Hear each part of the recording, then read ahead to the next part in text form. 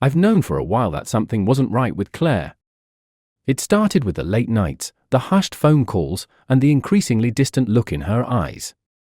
We'd been married for 7 years, and while we had our ups and downs like any couple, this felt different. It was as if she was slipping through my fingers, becoming someone I barely recognized. "Claire, is everything okay?" I asked one evening as she stood by the window, staring into the darkness outside. She turned to me, her face a mask of irritation.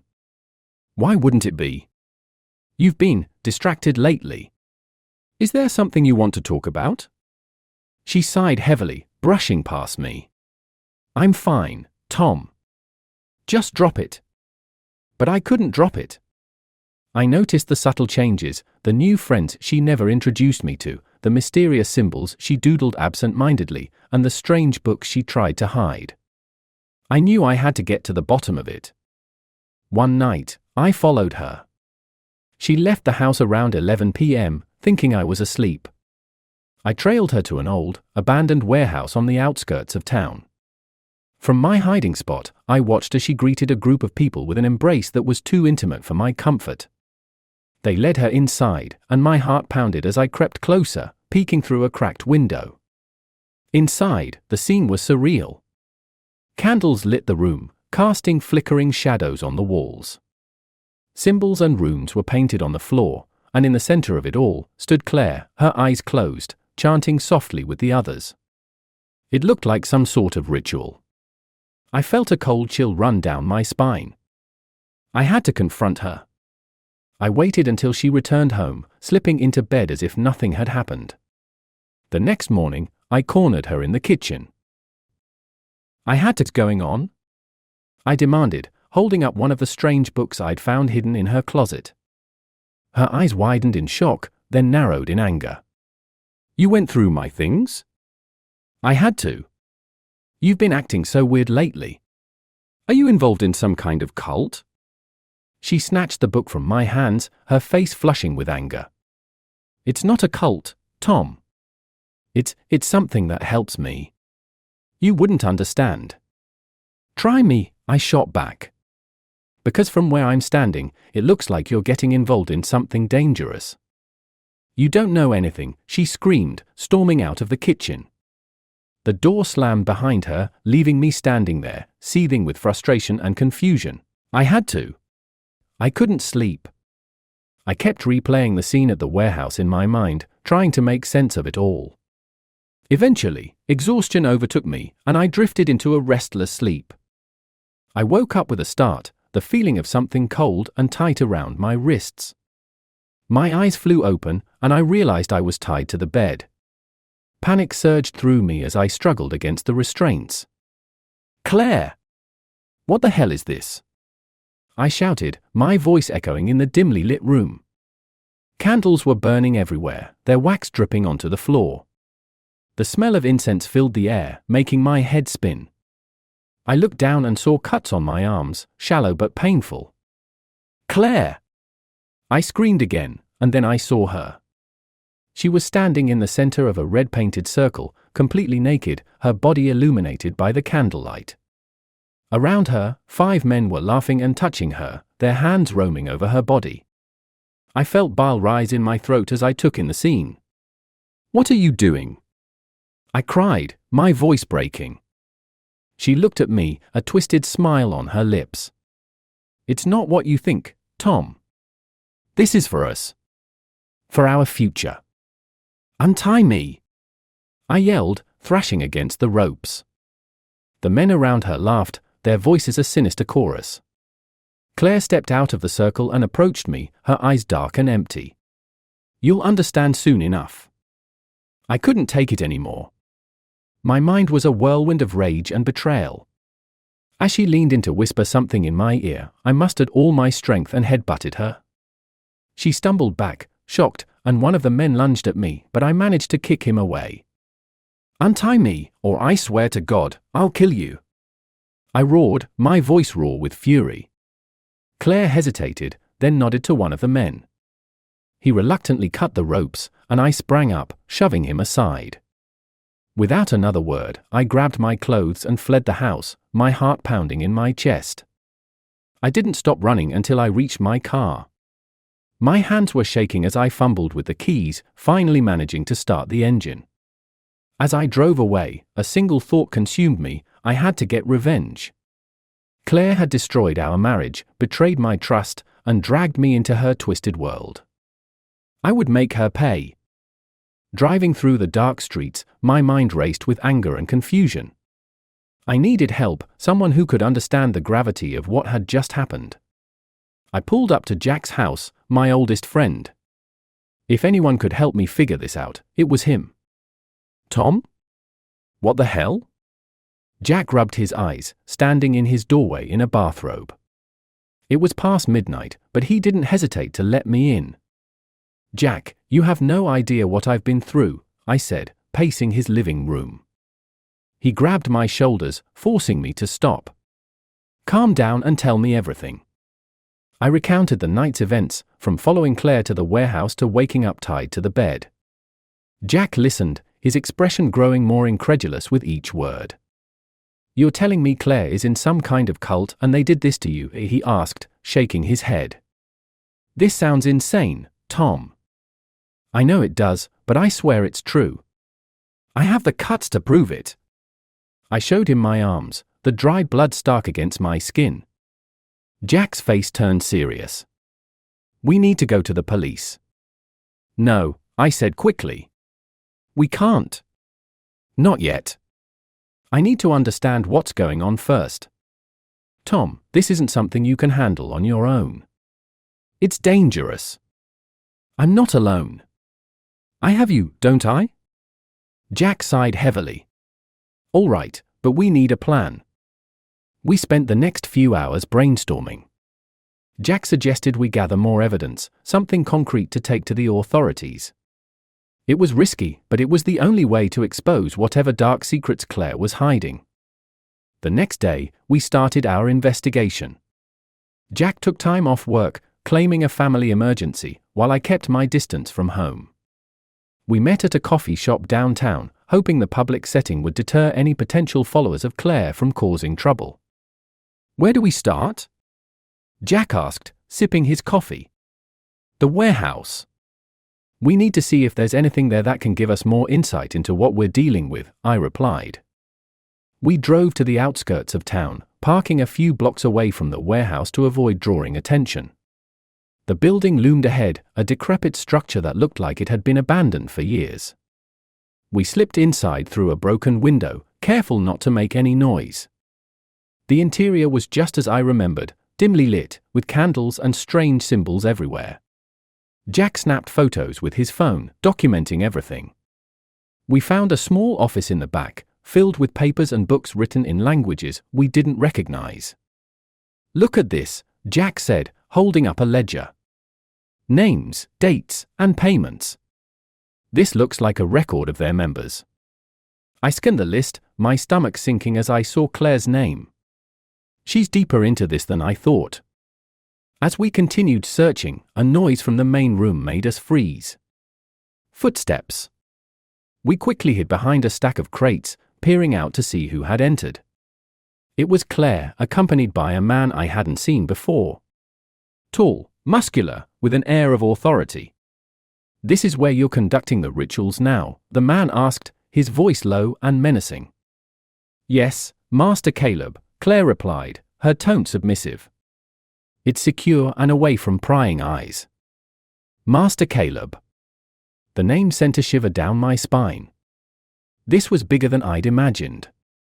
We need to leave, I whispered to Jack, but as we turned to go, my foot knocked over a crate, sending it crashing to the floor. What was that? Caleb barked, spinning around. We bolted for the window, scrambling out just as they reached the back office. We ran to the car, my heart pounding in my chest. Did they see us? Jack asked, breathing heavily as we sped away. I don't know, but we can't stay here, I replied. We need to lay low until we figure out our next move. We decided to hide out at a motel on the other side of town. I checked in under a fake name, paying in cash to avoid leaving a trail. As we sat in the dingy room, I felt a mixture of fear and determination. "Tom, this is getting out of hand," Jack said, his voice shaking. "We're dealing with something serious here." "I know, but we can't stop now. We need to find out who this Caleb guy is and what they're planning." Jack nodded reluctantly. "All right, but we need help. Someone who knows about cults and how they operate." The next morning, Jack made some calls. By noon, we had a meeting set up with Dr. Emily Carter, a psychologist specializing in cult behavior. We met her at her office, a small but cozy space filled with books and plants. "Mr. Daniels, Mr. Fisher, please have a seat," Dr. Carter greeted us warmly. "I understand you're dealing with a delicate situation."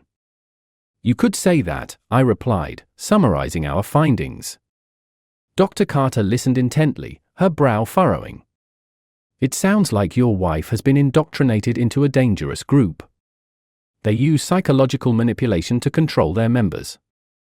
It's not uncommon for them to perform rituals and even use violence to maintain power. Is there a way to get her out?" I asked desperately. "It's possible, but it's difficult. The first step is understanding the cult structure and methods.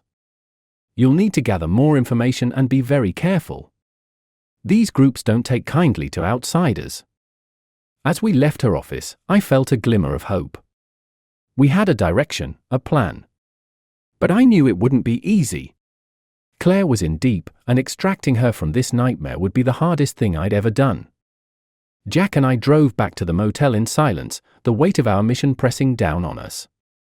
I glanced at him, grateful for his support. "Thanks for sticking with me, Jack."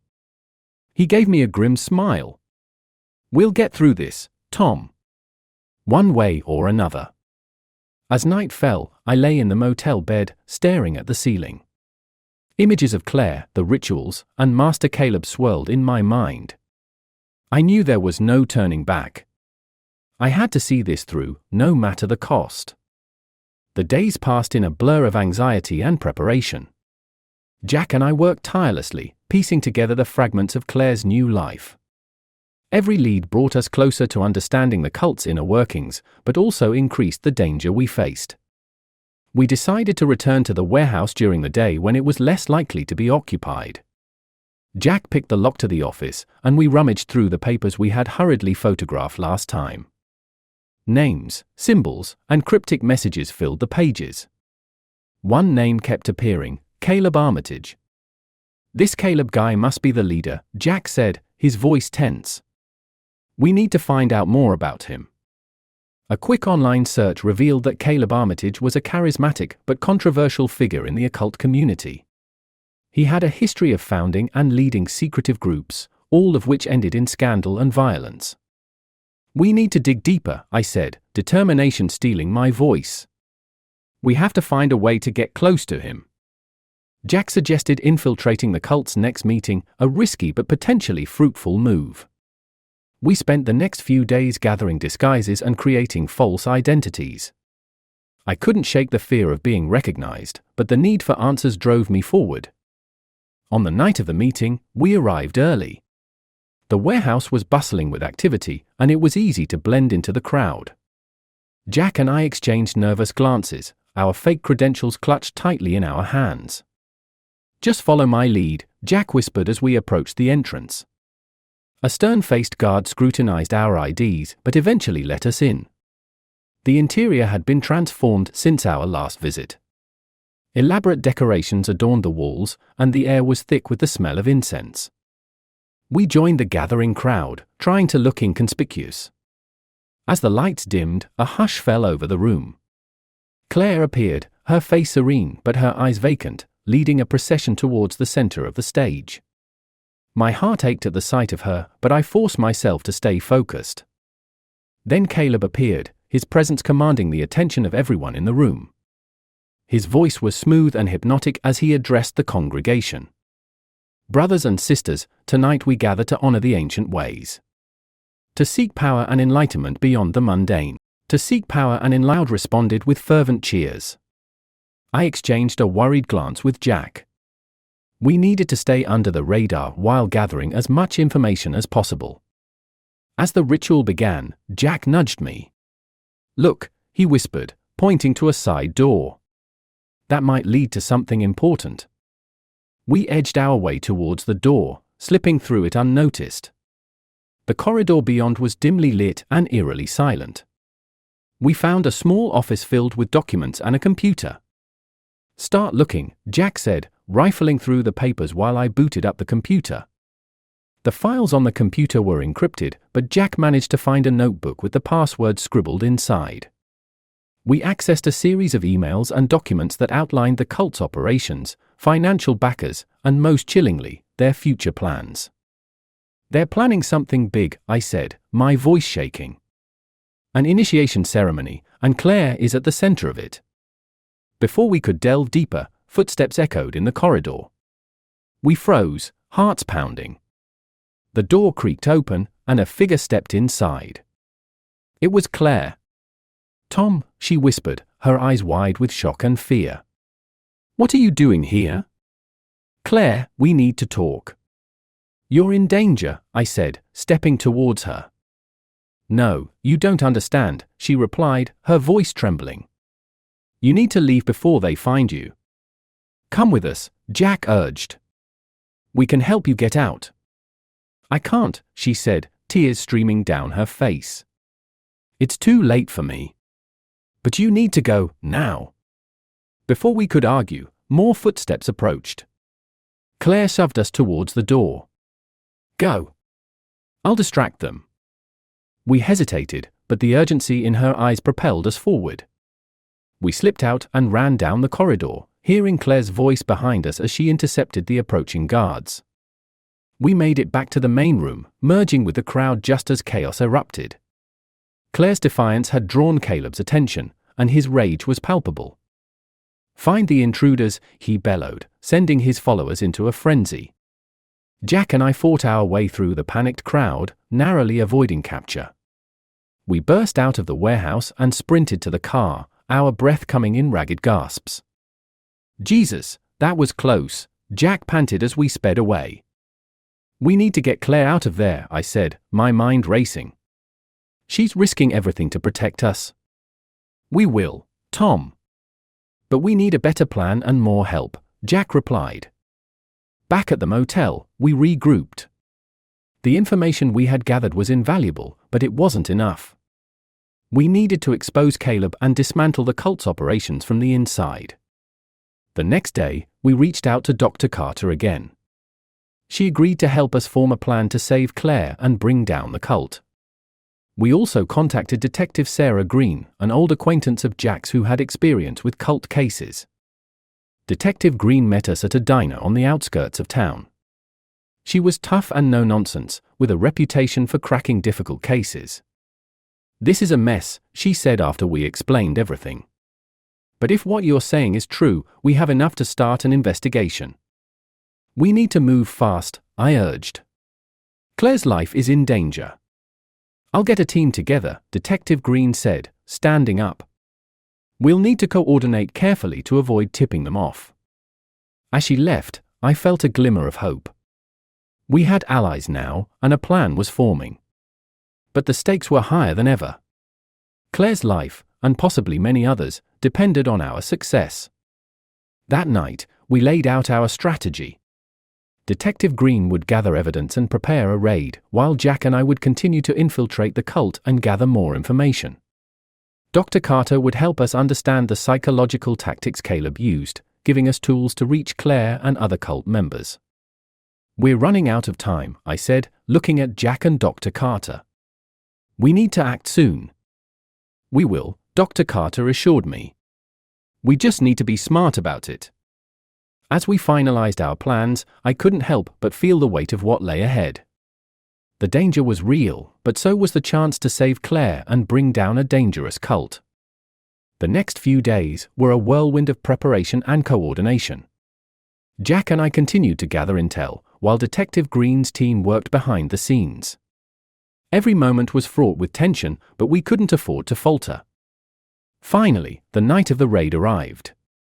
We met at a safe house, going over the plan one last time. My heart pounded as we geared up, knowing that this was our best chance to save Claire and dismantle the cult. Ready? Jack asked, his eyes steely with determination. Let's do this, I replied, gripping his hand tightly. We drove to the warehouse, arriving just before the ritual was set to begin. Detective Green and her team were in position, waiting for the signal. As we approached the building, I felt a surge of adrenaline. This was it, the moment we had been working towards. We slipped inside, blending with the crowd once more. Claire was there, looking more determined than I had ever seen her. Caleb began his speech, but this time, I wasn't afraid. I knew we had the upper hand. As the signal was given, Detective Green's team stormed the building, catching the cult members off guard. Chaos erupted, but amidst the confusion, I found Claire. "Tom," she cried, running into my arms. "You came back for me." "Always," I said, holding her tightly. "We're getting you out of here." We fought our way through the melee, determined to reach safety. As we emerged from the warehouse, the night air felt like a breath of freedom. "We did it," Jack said, his face breaking into a relieved smile. But as we stood there, catching our breath, I knew this was only the beginning. There were still many unanswered questions, and the fight against Caleb and his followers was far from over. But for now, we had Claire back, and that was enough. We would face whatever came next together, ready to bring an end to the darkness that had consumed our lives. The days following the raid were a blur of police reports, debriefings, and attempts to process the trauma of what we had endured. Claire was taken into protective custody, and I spent hours with Detective Green, piecing together the web of deception Caleb Armitage had spun. But there was an unsettling feeling in the pit of my stomach that I couldn't shake, a nagging sense that something crucial was still missing. We were summoned to the police station one afternoon for a final round of questioning. Jack and I arrived together, the tension between us palpable. We hadn't spoken much since the raid, each of us lost in our thoughts and haunted by our own demons. Detective Green greeted us in the interrogation room, her face serious. "Thank you for coming. We've made some significant progress, but there are still some loose ends to tie up." "Loose ends?" Jack echoed, his brow furrowing. "Yes. We need to discuss Claire," Green replied, her tone measured. Claire entered the room, looking frail but determined. She took a seat across from us, her eyes meeting mine briefly before looking away. I could sense the emotional distance between us, and it stung. "Claire," I began, my voice wavering. "We need to know the truth. All of it." She nodded, taking a deep breath. "You deserve that. I owe you that much." She started recounting her involvement with Caleb, how he had preyed on her vulnerabilities and slowly drawn her into the cult. But as she spoke, a chilling realization dawned on me. There were gaps in her story, inconsistencies that didn't add up. "Claire," I interrupted, my voice sharper than I intended. "You're still not telling us everything. Why did you join him in the first place?" Her eyes flickered with hesitation, and then she broke down, tears streaming down her face. "I was lost, Tom. Our marriage, it wasn't what it used to be. I felt so alone." My heart clenched, but I pressed on. "That doesn't explain why you stayed. Why you did those things." "It wasn't just Caleb," she admitted, her voice barely above a whisper. "There was someone else." Jack and I exchanged a bewildered glance. "Someone else," he repeated, disbelief coloring his tone. "Yes," Claire said, her voice steadying. "There was another man. His name is David. He manipulated me too. He made me believe that what we were doing was for a greater purpose, that it would save us."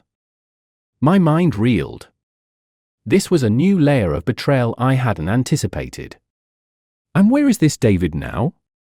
I demanded. "He's gone," Claire said, her voice breaking. "He disappeared after the raid. But he was the one who convinced me to stay, who made me believe in the cult's teachings." Detective Green leaned forward, her expression intense. "Claire, we need to find him. He's a key player in this. Claire nodded, wiping her tears. I know. I'll help you. I want to make things right. As we left the station, I felt a mix of anger and sadness. Claire's betrayal ran deeper than I had ever imagined. Jack placed a hand on my shoulder. We'll get through this, Tom. Together. But as we drove back to the motel, I couldn't shake the feeling that there was still more to uncover. That night, I lay awake, replaying the events in my mind. Something about Claire's story still didn't add up. The next day, I decided to confront Claire alone. I needed answers, and I needed closure.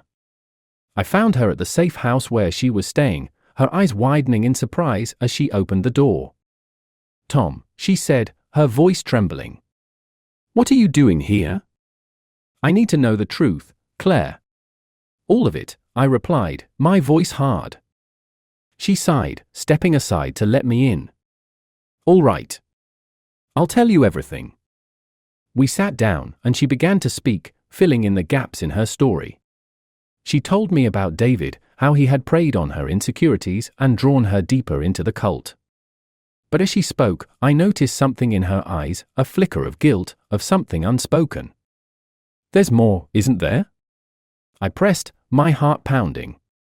She hesitated, then nodded slowly. Yes. There's one more thing you need to know. She took a deep breath, her eyes meeting mine. I was never manipulated by David. I was with him willingly. We planned everything together. The cult, the rituals, it was all part of our plan to get rid of you and take over the cult. The room spun around me, and I struggled to comprehend her words. What are you saying? I'm saying that I wanted you out of my life, Tom. David and I, we wanted the power that came with the cult. We used Caleb as a pawn, manipulated everyone around us. And when you started snooping around, we realized we needed to act fast. My blood ran cold. So, everything you said, it was all a lie? She nodded, tears streaming down her face. Yes. I thought I could go through with it, but I realized too late that I couldn't. I never meant for it to go this far. Fury surged through me. You destroyed our lives for power? For some twisted fantasy? I'm sorry, Tom, she sobbed. I was lost, and I made terrible choices. I stood up, my hands shaking. Sorry isn't enough, Claire. You've ruined everything. She reached out to me, but I stepped back. Don't. We're done. I never want to see you again. I stormed out of the safe house, my mind in turmoil. Safe house, my mind, his eyes widening as he saw my expression. What happened? He asked. She lied, I said, my voice raw. She and David planned everything. They used us, Jack. Jack's face hardened. Then we need to find David. We need to finish this.